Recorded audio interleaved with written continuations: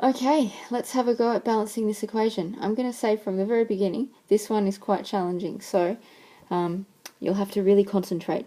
Alright, looking at my molecules, I have got Hg, I've got some OH as an ion, so that's oxygen and hydrogen. Then over here I've got some more hydrogen, and then I've got this PO4 thing, which is called a phosphate molecule. If I look at my product side, I've got my mercury, that's the Hg. I've got my phosphate molecule over here, so I can work with the phosphate molecule as a whole, and then over here I've got some hydrogen and some oxygen, which I can separate if I need. Okay, so the things that I need to write down for this question are mercury, oxygen, hydrogen, and PO4, which is my phosphate. So I'm going to write those down on both sides, Hg, OH, and PO4. Okay, next step is to count.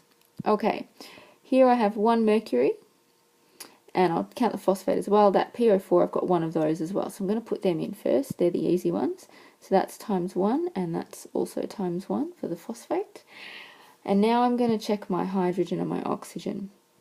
Okay, besides the phosphate, which I'm keeping as one whole thing, the only other oxygen is here, and I've got 2 of those hydroxide ions, so that's 2 oxygens in total.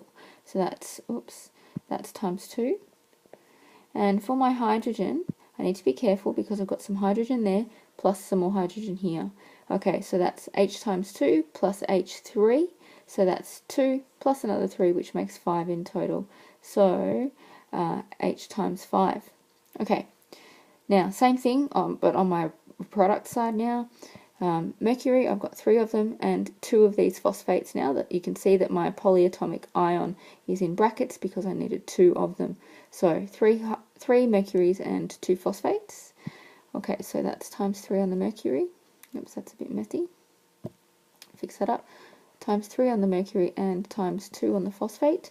And then the only other hydrogens and oxygens are over here, 2 hydrogens and 1 oxygen in my water molecule. So times 2 on the hydrogen and times 1 on the oxygen. Okay, alright, now let's start from the top for this question. Let's start with my mercury, which is the symbol Hg. Okay, 1 over here, 3 over here. I can fix that by putting a 3 up here. Okay, so let's do that. 3 here. Okay, now that changes my mercury here to a 3, and it changes my oxygen and my hydrogen, so I'm going to have to count carefully. Okay, so for my oxygen, it's going to be O times 2, which is 2 oxygens, then times 3, which makes 6 in total. So I need to change this, change this to a 6. And I also need to check my hydrogen as well. Okay, so remembering I've got some hydrogen over here, but I haven't touched my phosphate molecule. Okay, so 2 hydrogens times 3 makes 6, plus another 3 here, which makes 9 altogether. Okay, so I've got to change this one to a 9. Okay, next step, let's have a look at the phosphate molecule. Okay, 1 here, 2 here. Obviously, I'm going to need to have an extra 1 here. Okay, so I'm going to need to put a 2 in front there. Okay, now, putting a 2 there does fix up my phosphate, changes that to a 2, but it also means I'm going to have to recount my hydrogen again. So, let's go. Hydrogen, so 2 times 3 makes 6, plus another 2 times 3 makes 12 altogether. Okay, so this number here should actually be a 12 now. Okay. Alright, now, at the moment I've got mercury matched, oxygen, no good, hydrogen, no good, phosphate is okay. Alright, so let's look at my hydrogen here.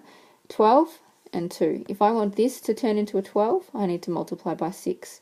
So if I look up at my water molecule, if I put a 6 in front here, that will change some hydrogen and some oxygen for me.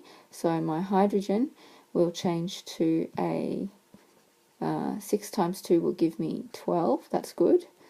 Might be on the right track. And then for my oxygen, it will be 6 times 1, which will give me 6. Okay, and that's it. We've balanced everything now. Done.